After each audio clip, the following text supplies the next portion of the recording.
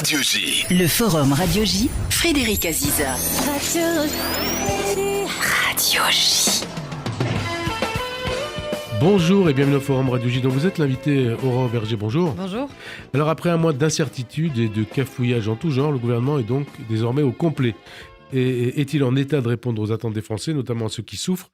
Et puis à moins de 4 mois des élections européennes, la majorité apparaît à la peine dans les sondages. Gabriel Attal est-il vraiment la meilleure carte anti-RN ?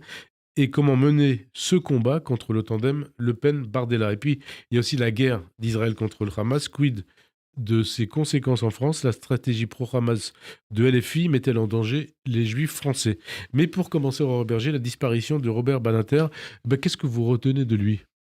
C'est une figure absolument incontournable, une figure comme il en existe en vérité très peu dans chaque siècle, parce qu'il a toujours été du côté de la liberté, de la dignité humaine, de la justice, évidemment, qu'il a incarné en tant que garde des Sceaux.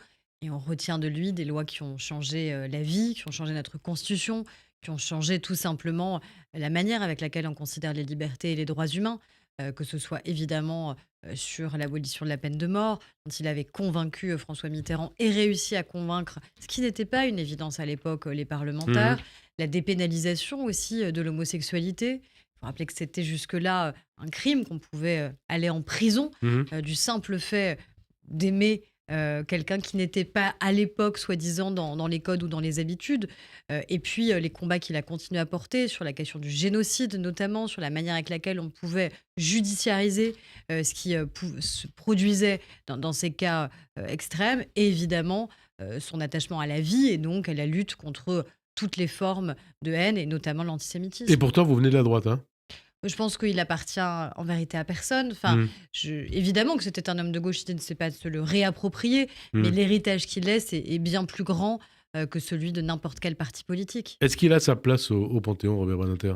C'est le président de la République qui décidera. Moi, je pense qu'en tout cas, il a une place à part dans l'histoire de notre pays et pas juste dans l'histoire politique, juridique ou sociale de notre pays. Je crois que tous les Français, quelles que soient d'ailleurs leurs origines politiques, justement, ont été très émus. Et puis, c'est aussi l'histoire d'un couple. C'est difficile de parler de Robert Badinter sans parler d'Elisabeth Badinter, même s'ils se sont jamais exposés les deux ensemble. Mais c'est quand même deux figures extraordinaires, deux figures intellectuelles extraordinairement puissantes. Alors, Robert Badinter, c'était donc l'homme de l'abolition, l'ancien ministre de la Justice, l'ancien président du Conseil constitutionnel, un homme aussi qui avait souffert dans sa chair des persécutions anti-juives du régime de Vichy.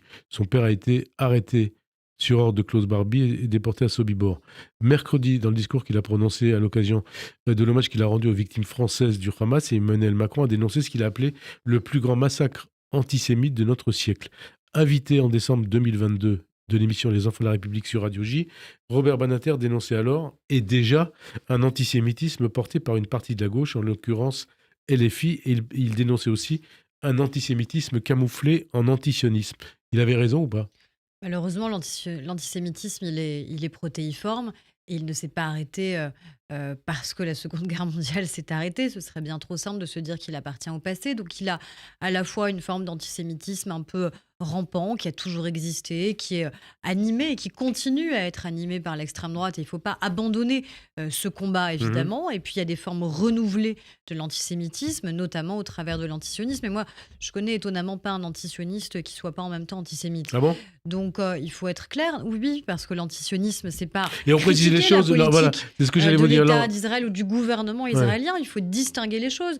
On peut critiquer, évidemment, n'importe quel gouvernement de n'importe quel pays, donc on peut critiquer la politique de Benyamin Netanyahou, évidemment, mais l'antisionisme, ça n'est pas la critique remettre en du cause gouvernement, c'est l'existence de remettre en l'État cause d'Israël. l'existence et la légitimité même d'Israël à exister. Donc, évidemment, que ce sont des fondements qui sont d'abord des fondements antisémites. Alors, un discours que Emmanuel Macron a prononcé devant une délégation de députés LFI, conduite par Mathilde Panot, avec Manuel Bompard, Aymeric Caron, Éric Coquerel et Caroline Fiat, présents en dépit de l'opposition des familles. C'est de l'indécence ou c'est de la provocation de leur part ?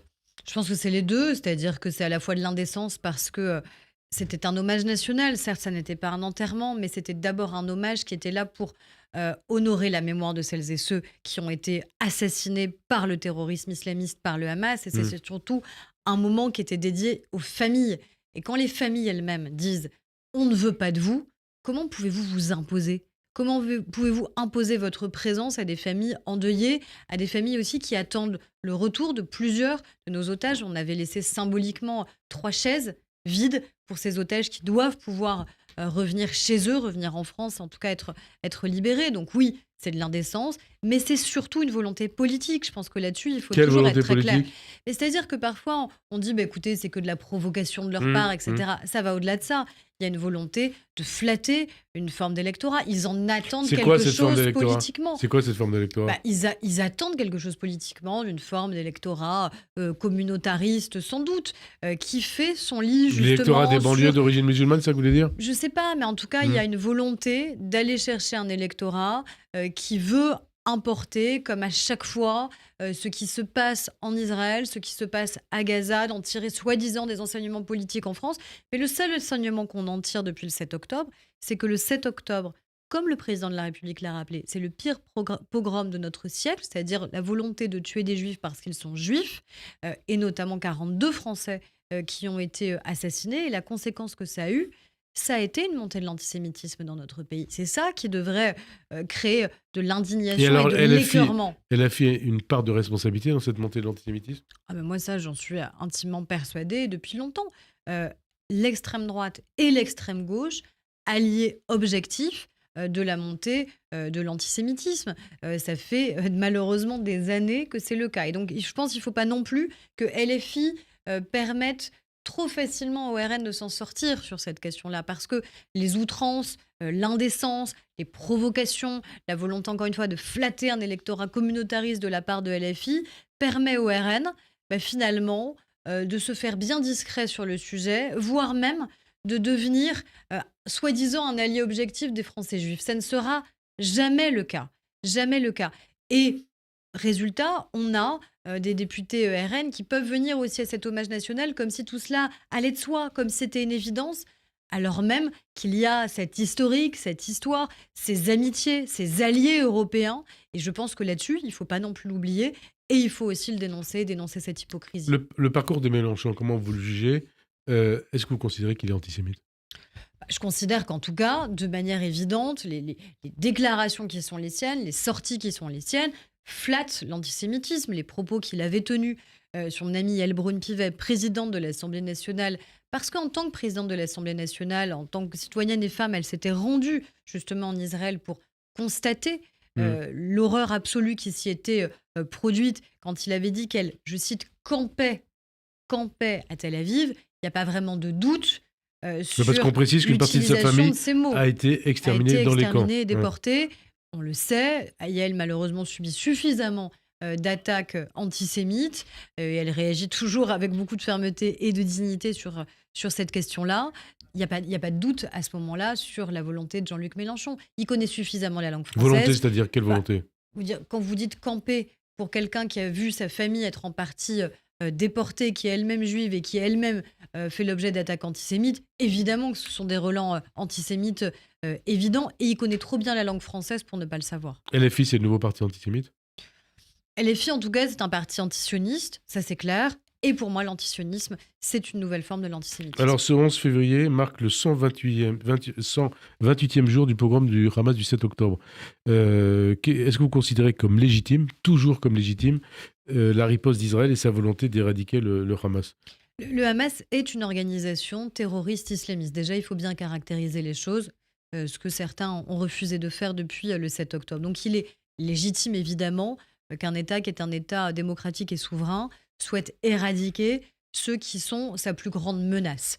Ça, c'est une certitude. Et l'autre certitude, et c'est ce que porte le président de la République, c'est ce qu'on porte depuis le 7 octobre, c'est aussi évidemment la nécessité de l'enjeu humanitaire de ce qui est en train de se produire, évidemment, à Gaza, parce qu'on ne peut pas accepter que celles et ceux qui sont pris dans cet étau, qui sont aussi prisonniers à Gaza, y compris d'ailleurs du fait du Hamas, qui ne les a pas laissés se réfugier, qui ne les a pas laissés sortir, etc., du fait du blocus, eh bien, à un moment, subissent et soit des dégâts collatéraux, les vies se valent évidemment, et on ne peut pas accepter de voir, encore une fois, la crise humanitaire qui est en train de se jouer à Gaza. Alors, vous êtes la ministre à l'égalité entre les femmes et les hommes. Les massacres du 7 octobre ont été accompagnés de viols avec mutilation des parties génitales et torture planifiée comme arme de guerre par la direction du Hamas. Et pourtant, les associations féministes sont restées silencieuses. Qu'est-ce que cela vous inspire et qu'est-ce que ça dit aussi de l'évolution des associations féministes? Déjà, il faut vraiment redire ce qui s'est produit le 7 octobre. Ce qui s'est produit le 7 octobre, parce que malheureusement, c'est documenté par les terroristes eux-mêmes qui l'ont dit, quand ils ont été pour certains interpellés, arrêtés. C'est la volonté systématique d'humilier, de souiller, de salir les femmes, qui est passée par l'utilisation du viol comme une arme terroriste. Et donc, les femmes ont été quasi systématiquement violées, mutilées, brûlées, enfin, des exactions qui sont absolument épouvantables. Devant leurs enfants et avec Parfois leurs devant enfants. leurs enfants, devant leur mari, devant leur conjoint, parfois en ayant été filmés d'ailleurs à ces moments-là. Donc tout ça est documenté. Donc le silence des associations féministes. Et c'est ça qui est insupportable. C'est-à-dire que le premier mot d'ordre des féministes, c'est toujours, notamment sur la question des violences sexuelles, une phrase très simple mais essentielle qui est « on vous croit, je vous crois ». Et là, ce qui s'est passé, c'est deux choses. Le silence de trop nombreuses associations qui auraient dû se sentir en empathie évidente. Il n'y a pas une injonction à choisir un camp par rapport à ce qui s'est passé le 7 octobre.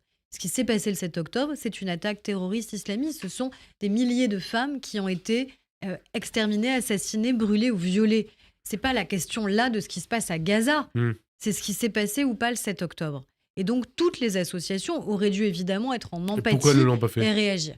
Eh bien, c'est ce qui interroge. Est-ce qu'elles ne l'ont pas fait parce que cela aurait sous-entendu choisir un camp entre Israël et les territoires palestiniens? Ça n'est pas la question qui est posée par le 7 octobre. Ça, ce sont des questions qui peuvent venir après sur les solutions politiques et la sortie de la crise.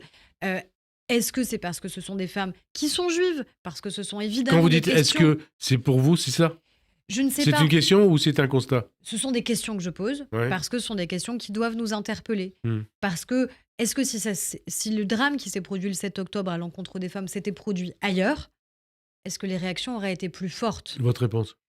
Malheureusement, je crains que ça aurait pu être le cas. Donc ça suppose qu'on soit très clair sur ce qui s'est passé le 7 octobre. Ça suppose aussi, c'est ce que je fais moi au nom du gouvernement, j'ai demandé de manière très scrupuleuse qu'on regarde toutes les déclarations de toutes les associations féministes liées justement au 7 octobre et à ce qui s'est suivi, parce que je refuse que l'État soutienne financièrement des associations qui ne sauraient pas caractériser ce qui s'est passé. Ça fait combien de temps que vous avez fait cette demande? J'ai fait cette demande cette semaine, donc j'attends le retour et donc, tout toutes simplement les déclarations de l'administration. vont Donc j'ai demandé à ce que toutes les associations soutenues financièrement soient passées au Il y en crible. a combien en tout? Il y a des centaines et des centaines d'associations qui sont accompagnées. Les collectivités locales aussi accompagnent beaucoup d'associations. J'espère qu'elles feront le même travail. Et donc? Parce que moi, je suis féministe. Je veux qu'on soutienne les organisations féministes. Mais être féministe, c'est dire les choses. Être féministe, c'est soutenir les femmes qui ont été, encore une fois, mutilées le 7 octobre dernier. Et donc, par rapport au travail que vous avez demandé sur ces associations féministes et leurs paroles ou non, qu'est-ce qui peut se passer? S'il y a la moindre ambiguïté sur des propos qui auraient été tenus le 7 octobre, évidemment, il ne serait pas normal que ces associations continuent à avoir des subventions de la part du gouvernement. C'est aussi simple que ça. Et vous le saurez quand? Là, dans les jours qui viennent, j'ai demandé à ce que l'instruction soit extrêmement rapide et c'est normal. Encore une fois, on a besoin d'avoir des organisations féministes puissantes parce que ce sont des éléments essentiels en termes de démocratie. On a besoin d'avoir cette démocratie féministe, mais ça doit se faire dans la clarté absolue. Au passage, un certain nombre de députés LFI, dont Adrien Quatennens, Thomas Porte ou Émeric Caron, demandent que les athlètes israéliens qui vont concourir aux Jeux Olympiques de Paris, soit comme les Russes, qu'on leur impose comme aux Russes une bannière neutre, sans drapeau et sans hymne national. Qu'est-ce que vous en pensez? Je trouve ça extrêmement, extrêmement choquant. Encore une fois, Israël est un pays ami et allié de la France. On a le droit de critiquer la politique du gouvernement israélien. On n'a pas le droit. Non, mais c'était une comparaison entre ce qui se passe en Ukraine et ce qui se passe à Gaza. Mais on n'a pas le droit de faire comme si Israël n'existait plus. Pour nous, Israël existe et Israël pourra concourir avec sa bannière, avec son drapeau, avec son hymne national, avec ses athlètes.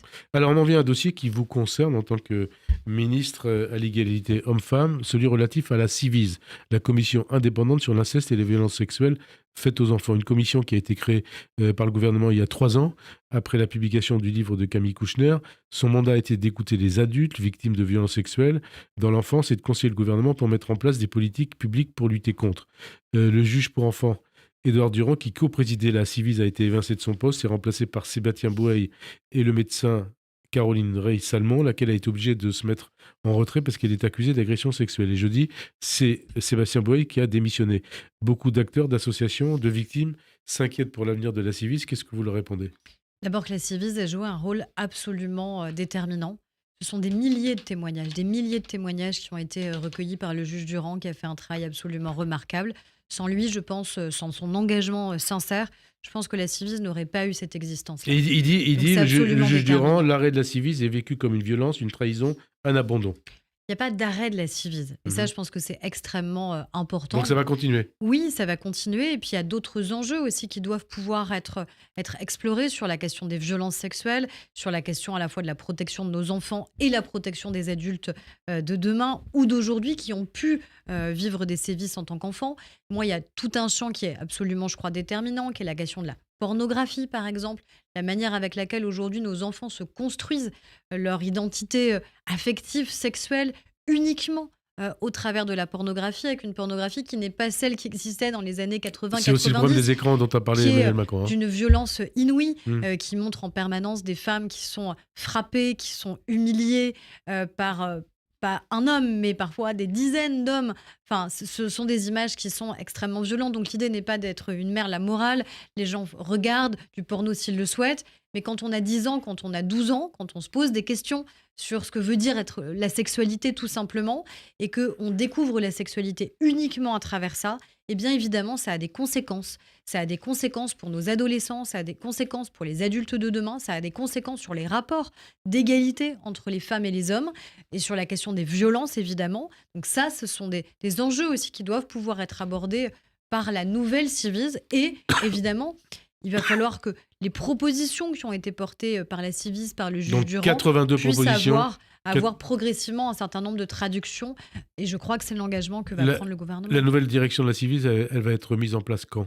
Je sais pas, j'espère le plus rapidement Mais possible. c'est quoi le plus rapidement possible? C'est une discussion Parce qu'on que aura certains ont avec eu Catherine l'impression- Vautrin, avec Sarah El Haïry, qui sont les ministres aussi en charge de ces questions. Certains ont eu l'impression que le gouvernement voulait mettre fin au travail de la Ciivise parce qu'il dérangeait. C'est vrai ou c'est pas vrai? Non, parce que je vois pas en quoi il dérange. Il dérange la société quelque part, parce que c'est pas beau à regarder Mais en est-ce qu'il vous vérité. dé- est-ce qu'il vous C'est dérange pas beau de en tant que regarder en ministre? face la réalité de ce que des milliers d'enfants devenus adultes ont pu subir de sévices et de violences sexuelles, notamment sur la question de l'inceste. Mhm. Parce que se dire que c'est dans l'intimité la plus pure, que ce sont des parents qui ont pu infliger ça à leurs enfants, des oncles, des tantes, des cousins, des proches, des frères, évidemment que c'est d'une violence absolue pour la société, mais la société, elle doit regarder en face ce que parfois elle est, y compris dans cette violence. S'il y a des enfants qui ont été des victimes, ça veut dire qu'il y a eu aussi beaucoup de bourreaux. Et donc forcément, c'est difficile pour la société de se regarder en face, mais il faut le faire pour protéger nos enfants et pour protéger les adultes d'aujourd'hui. Donc pas question d'enterrer le travail de Bien la sûr Ciivise. que non. C'est une commission qui continuera à exister. Exactement. Alors on en vient à ces accusations de viol de l'actrice Judith Godrèche, et ça vous concerne en tant que ministre à l'égalité homme-femme, donc contre les réalisateurs Jacques Doyon et Benoît Jacot, alors qu'elle était mineure. Jacques Doyon a dénoncé vendredi des mensonges et dit se tenir à la disposition de la justice.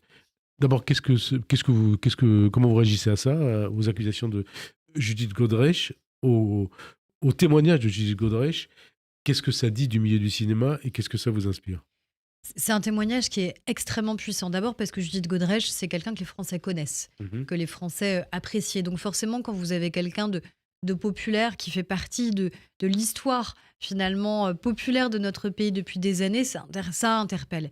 Et ce qui doit interpeller, c'est ce qu'elle a traversé pendant toutes ces années où elle était une enfant. Elle était une enfant, elle avait 14 ans, et où finalement, tout le monde trouvait ça normal. Mhm. Ses parents étaient totalement absents, sa mère absente, son père a laissé faire, ce qui interroge aussi sur le rôle et sur la place des parents.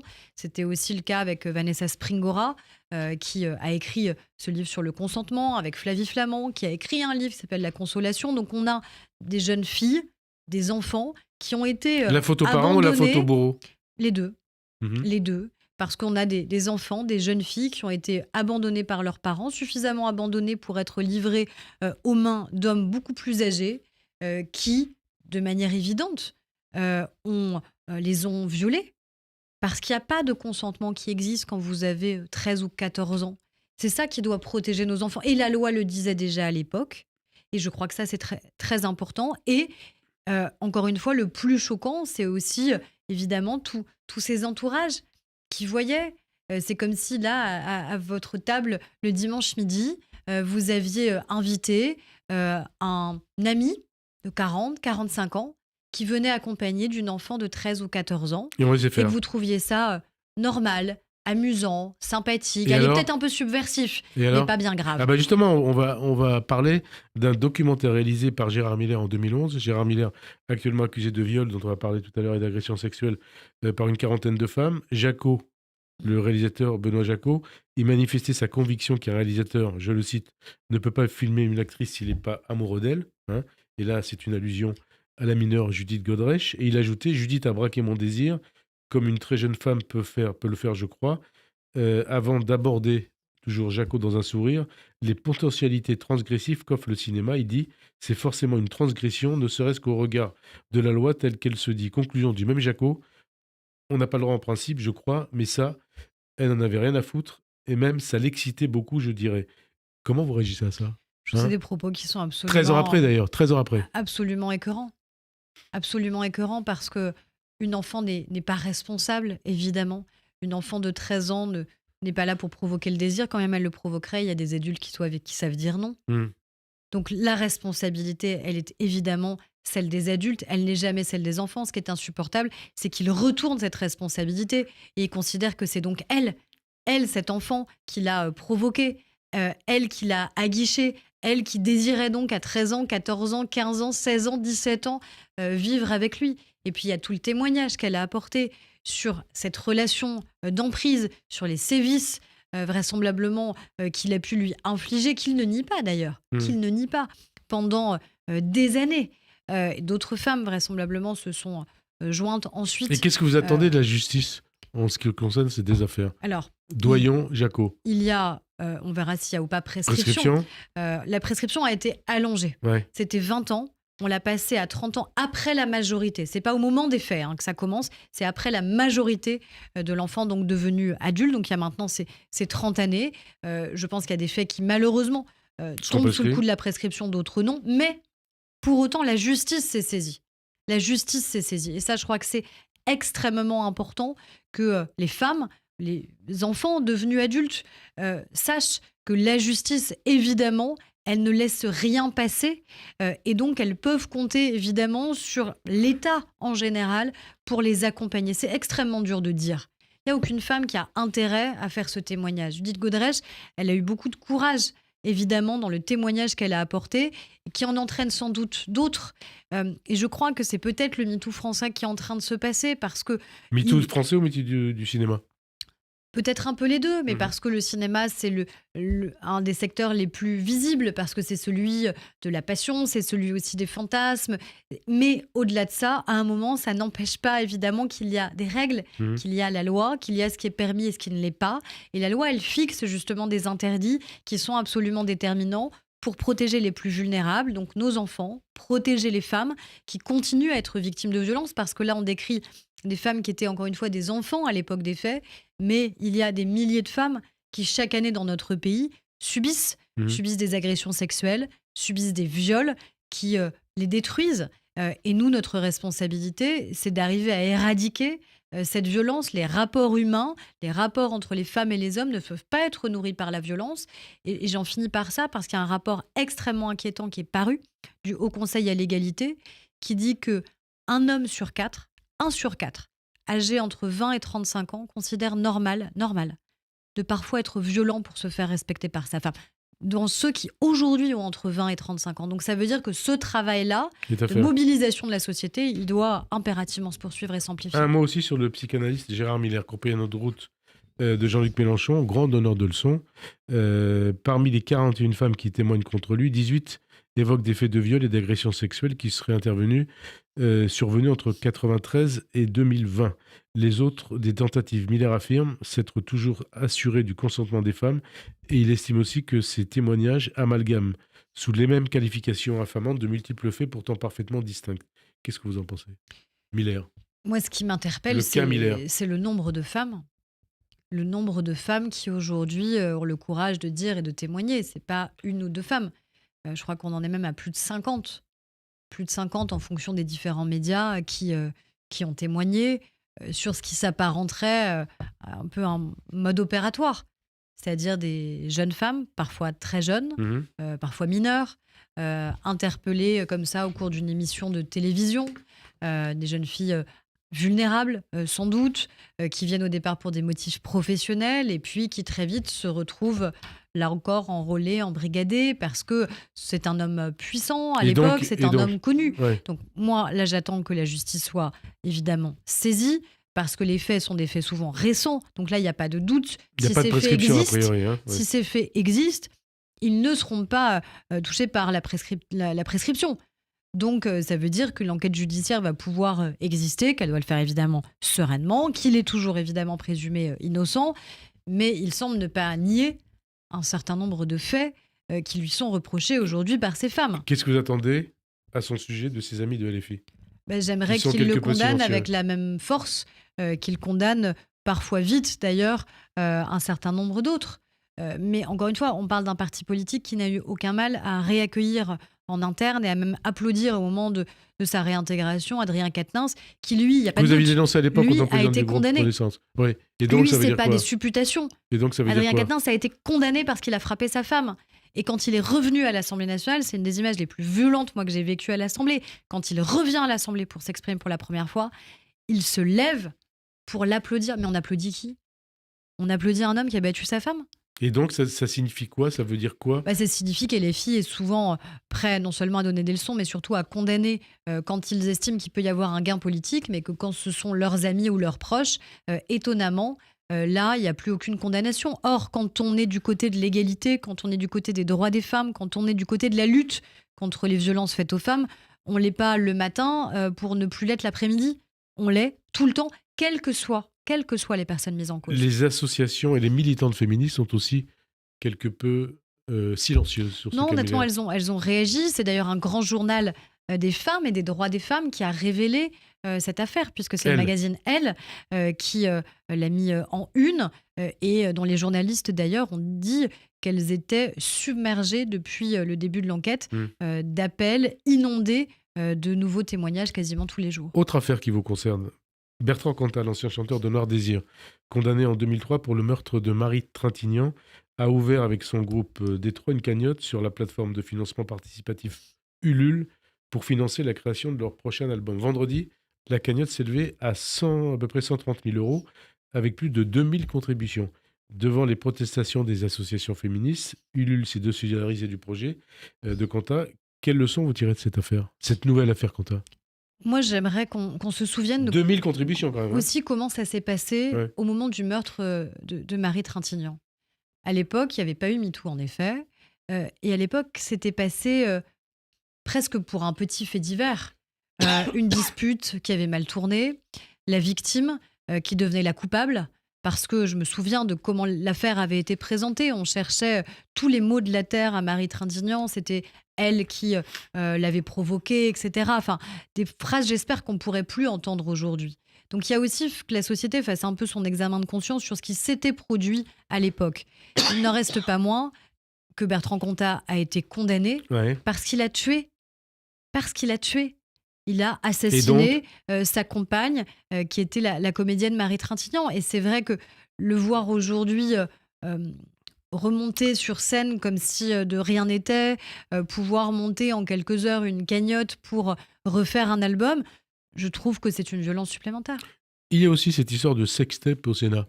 Avec cette accusation de chantage à la clé, dans une lettre envoyée vendredi à tous les sénateurs, le médecin du Sénat sur le point d'être licencié se dit victime d'une cabale après avoir dénoncé le comportement de l'une de ses assistantes. Et il affirme que celle-ci se vante de posséder une vidéo intime d'un sénateur et de pouvoir s'en servir comme moyen de pression. Qu'est-ce que ça vous inspire? Il faut préciser que Gérard Larcher a annoncé saisir la justice. Qu'est-ce que vous entendez? Mais surtout, est-ce que ça n'entache pas l'image des politiques, en l'occurrence des sénateurs? Écoutez, ça j'ai pas à m'exprimer sur une affaire qui concernerait le Sénat. Je ne sais pas ce qu'il en est de la vérité ou pas des faits. Le Mmh, président du Sénat a eu raison de saisir, j'allais dire, proactivement la justice pour pas qu'il y ait d'ambiguïté mmh, sur ce qui a pu ou ne pas se passer. Et puis, il ne faut pas mélanger les différents sujets, encore une fois. mmh, Il y a la question des violences, mmh. la question de l'emprise, la question de la soumission. Et puis, il y a peut-être ce qui se passe entre adultes consentants, Mmh. où après, on ferait malgré tout chanter des Voilà. personnes qui auraient eu voilà, des actes consentants. Donc, et là-dessus, la violence, elle vient de ceux qui feraient chanter. Il faut pas tout confondre. Alors, on en vient au remaniement. Hein, vous êtes membre d'un gouvernement qui compte désormais 35 ministres, contre 42 précédemment. C'est à peu près le même nombre de ministres. Hein, on n'est pas très loin Un du... peu moins. Un peu moins, C'est 7 un de moins. gouvernement Bon, plus resserré que ceux auxquels on un avait peu eu plus resserré. l'habitude. Mais on a envie de dire tout ça pour ça. Un mois d'attente, tout ça pour ça. Bah, écoutez, on a été nommé, moi j'ai fait partie des 14 qui ont été nommés 2 jours après la nomination du Premier ministre. Donc on ne peut pas dire que les choses n'aient pas été vite. Mmh. Et après, c'est vrai qu'il y a eu un temps d'attente, de quelques semaines, parce que c'était des choix nouveaux aussi qui devaient être faits, parce que c'est un Premier ministre nouveau, parce qu'il y avait des discussions logiques et légitimes entre le président de la République et le Premier ministre sur l'organisation de l'équipe, avec à la fois un certain nombre de personnes qui ont été reconduites parce qu'elles ont fait un travail qui était évident, remarquable. Des nouveaux aussi qui entrent au sein de ce gouvernement. Guillaume Kasbarian au logement, qui était une figure de l'Assemblée nationale. Marie Guévenoux Mmh. aussi sur un poste important aux Outre-mer. Donc je crois que c'est aussi la démonstration que voilà, les parlementaires de la majorité sont le premier vivier de ce Eh ben, gouvernement. justement, vous me parlez de ces deux parlementaires. Guillaume Casparian, il était président de la commission des affaires économiques à Oui, l'Assemblée. Marie Guévenoux, première questeur. première questeur. Donc, les deux postes vont devoir être pourvus. Il faut que ce soit des femmes. Alors déjà, nous, c'est une élection. Vous voyez, Ouais, contrairement à d'autres partis, bien sûr. c'est pas des nominations, Mm. ce sont des élections. Nous, on a 2 postes de questeurs du côté de Renaissance. Éric Woerth, d'un côté, et il y avait donc Marie Guévenoux. Donc Marie Guévenoux partant, c'est forcément une femme qui va la Vous remplacer avez un parce nom en que... tête? Ah bah non, moi, je me prendrai pas position. J'ai Et été la présidente de groupe, donc je laisse les parlementaires présidente de la choisir. commission des affaires économiques. Il y a plusieurs Il faut une candidats femme aussi. aussi. Écoutez, il y a des femmes candidates, il y a des hommes aussi. Ce qui compte, c'est que ce soit une élection, que ça se passe sereinement, et c'est des postes qui sont importants parce que le Parlement a rarement été aussi important dans notre vie politique, et c'est tant mieux parce que c'est l'essence même de la démocratie. Alors, remaniement avec l'épisode Bayrou, le coup de sang du président du Modem contre ce qu'il appelait l'humiliation dont il s'est dit avoir été l'objet. Qu'est-ce que ça vous inspire? Est-ce que vous parlez aussi d'humiliation contre Bayrou? Non, je crois qu'il n'y a évidemment aucune humiliation d'aucun partenaire de la majorité. Moi, j'ai été présidente de groupe pendant plus d'1 an, du groupe Renaissance à l'Assemblée nationale. Donc, je sais à quel point l'unité de la majorité, c'est-à-dire ces 3 composantes, Renaissance, le Modem et Horizon, est absolument déterminante. Si on n'a pas l'unité de la majorité, il n'y a rien qu'on puisse faire. Parce que certes, on est en majorité relative, mais avant d'élargir, avant d'aller au-delà de nous-mêmes, il faut déjà garantir que les 3 groupes soient unis. Il s'est Et trompé, ça a Bayrou, ou toujours pas? été le cas. Non, mais Il a après, commis une erreur, une faute? non, chacun est libre évidemment de ses expressions. Ce qui compte, c'est qu'à la fin, il s'est passé quoi?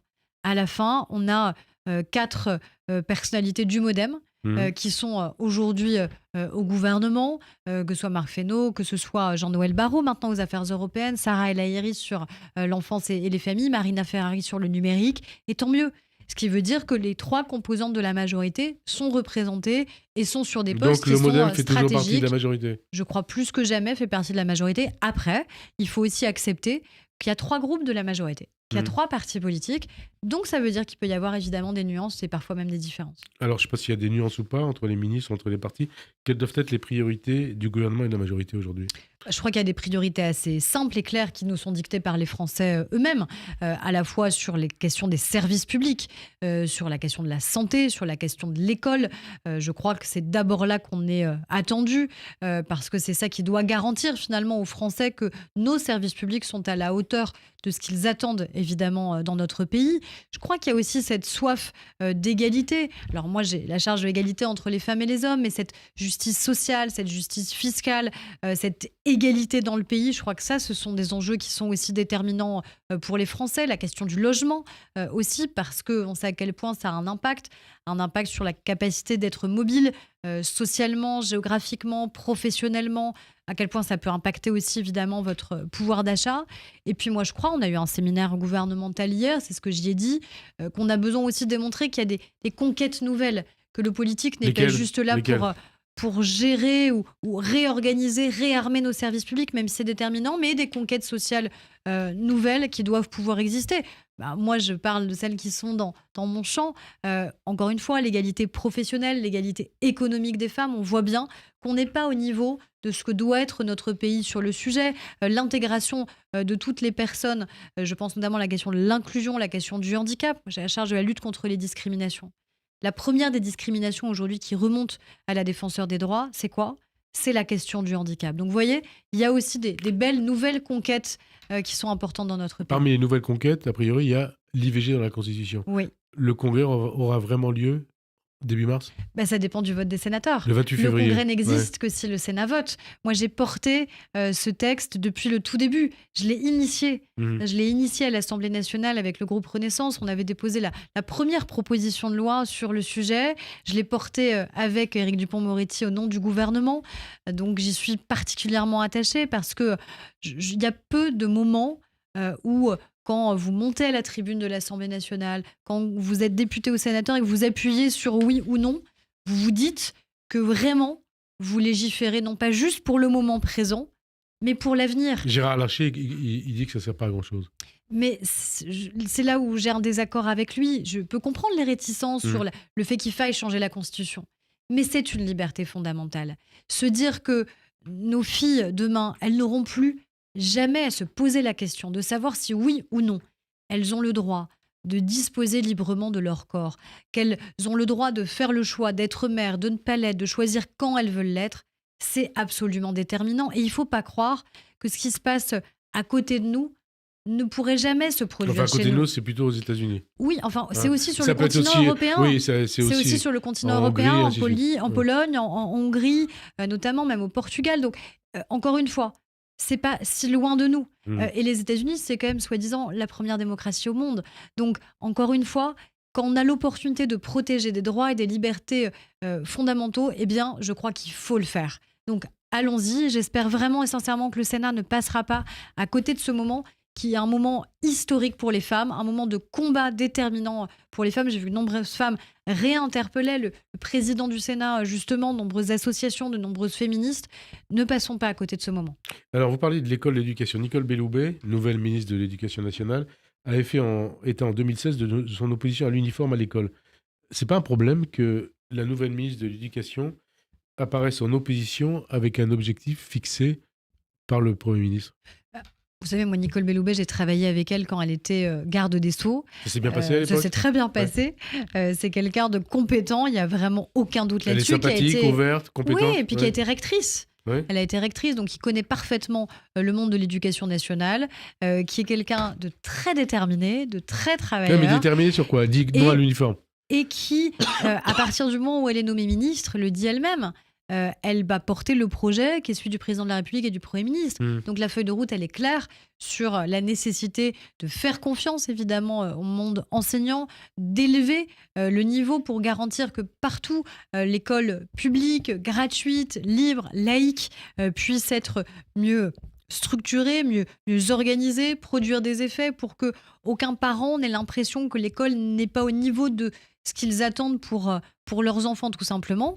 Et aussi un projet d'autorité, parce qu'on a besoin de cette autorité dans la société. Janvier 2020, Nicole Belloubet est garde des Sceaux. La jeune Mila reçoit à l'époque des menaces de mort pour avoir critiqué l'islam dans une vidéo censée rester privée.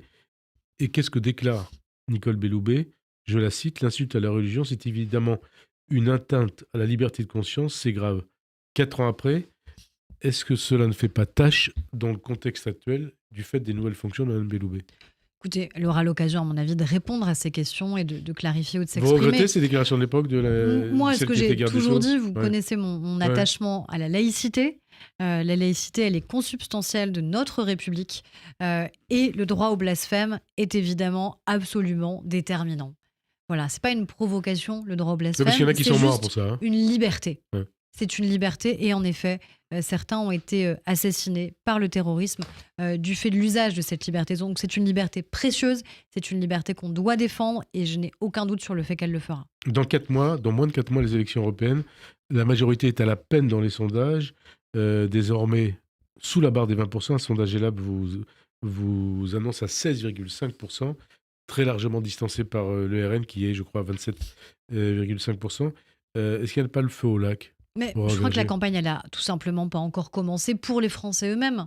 Parce que tout ça Non, paraît mais les loin. sondages sont mauvais. Tout Ça ça signifie paraît quelque loin. chose. Ben, ça signifie surtout qu'on va pouvoir, nous, sereinement et de manière déterminée, partir en campagne et que c'est à partir de là que la campagne commencera réellement. Et puis la campagne, elle se fera, je l'espère, sur les enjeux européens. Mmh. Et à un moment, il va y avoir quelque chose d'assez clair. Il va y avoir ceux qui sont les anti-européens, d'un côté, et ils sont malheureusement nombreux, de l'extrême gauche à l'extrême droite, à partager un projet commun qui se veut, sans le dire ce mot de sortie de l'Union européenne, mais de facto le moins possible, le moins d'Europe possible, alors qu'on a une Europe qui protège. Regardez ce qui s'est passé dans Ça n'a la pas été crise une élection pour ou agricole. contre Macron Dans la crise agricole, ce qui s'est passé à la fin, qu'est-ce qui a été dit? Qu'on voulait plus d'Europe, qu'on voulait même un égalime européen. Donc ça veut dire qu'on voulait que la France porte les combats que nous avons réussi à mener ici à l'échelon européen. Donc on ne veut pas moins d'Europe. Donc c'est ça, à mon avis, l'enjeu majeur. C'est quelle Europe? Mais il y aura ceux qui la défendront. Et en vérité, on est un peu les seuls à le faire. Et on est fiers de porter ce projet européen très clair. Qui vous souhaitez comme tête de liste? Oh ben ça, on va le décider dans les jours qui viennent. On a un bureau exécutif encore lundi au sein du parti Renaissance. Donc on va en parler, on va en discuter évidemment tous ensemble. Un échec européen, ça serait l'échec de Gabriel Attal ou d'Emmanuel Macron? Pour l'instant, il n'y a pas d'échec, il n'y a pas eu d'élection, il n'y a pas eu de vote. Non, mais si c'est. Mais si la politique, elle se fait Non, pas mais comme ça et vous le si savez les bien. sondages voient juste 16,5%, Ah, ils ça ont sera un rarement vu échec. juste. Ça sera un échec. Ils ont rarement vu juste. Oh. Sur les dernières élections présidentielles, il se peut que parfois il y ait eu des erreurs. Donc les sondages, c'est une photographie d'un moment. Ce n'est pas prédictif, un sondage. Donc à un moment, les Français voteront. Moi, ce que je dis, c'est que j'appelle tous les électeurs du président de la République, toutes celles et ceux qui adhèrent à notre discours, qui adhèrent à nos valeurs, qui veulent un projet européen fort, renforcer une Europe souveraine, eh bien, à se déplacer. Si les électeurs du président de la République, ceux qui ont voté pour lui, dès le premier tour de la présidentielle, viennent voter le 9 juin prochain, alors on sera en tête Et il y a un si, de hein, dans cette ce que vous dites. élection européenne. Donc c'est pour ça, ça dépend de notre mobilisation Gabriel Attal, il dit collective. aujourd'hui dans le Parisien, je suis le chef de la majorité. Ça veut dire que c'est lui qui doit mener campagne? Bah, il est le Pour chef les de la européennes. majorité, il est le Premier ministre. Oui, c'est le Premier ministre. Donc il qui est chef du gouvernement Donc et de ça la veut dire qu'il majorité. doit mener campagne aux Bah, européennes? il mènera campagne, ça me paraît évident qu'il n'est pas de nature à se planquer. Ouais. Donc évidemment qu'il mènera campagne aux côtés de la tête de liste qui sera la nôtre, aux côtés de nos candidats européens, nos députés européens qui ont fait un remarquable travail ces dernières années, de Stéphane Séjourné, aujourd'hui ministre des Affaires étrangères, et puis nous tous. On va évidemment tous se déployer, se mobiliser pour convaincre de ce projet européen. En tout cas, Marine Le Pen, elle est désormais donnée gagnante en 2027. Qui peut l'arrêter? Mais encore une fois, c'est bien de vouloir faire en permanence des prédictions, de faire peur ou d'inquiéter. Je ne crois pas que ce soit comme ça qu'on gagne des campagnes. Donc on les gagnera, nous, du côté de la majorité, quel que soit le ou la candidate demain de la majorité présidentielle, si elle seulement si, on a un bilan qui est solide. Donc notre c'est bien parti premier pour enjeu, c'est de l'action, c'est des résultats. C'est bien parti pour? Oui, c'est parti pour. C'est parti pour parce qu'encore une fois, on doit démontrer de l'action, des résultats, de l'efficacité et un projet politique. Évidemment, pour le pays, je crois qu'on a montré avec le président de la République une direction politique claire, qu'on a des résultats, notamment sur la question du travail, sur le fait que le travail paye plus, paye mieux, sur les enjeux d'autorité, sur la question de la République et de ce que veut dire la République pour nous, la laïcité. Bref, à nous de le démontrer, mais on a encore 3 ans pour obtenir plus de résultats. Et 4 mois jusqu'aux européennes. Et 4 mois pour gagner les européennes. Merci en tout cas, Merci à vous. Aurore Berger, d'avoir répondu à notre invitation. Bonne fin d'après-midi sur Radio J. Et à dimanche prochain. Merci.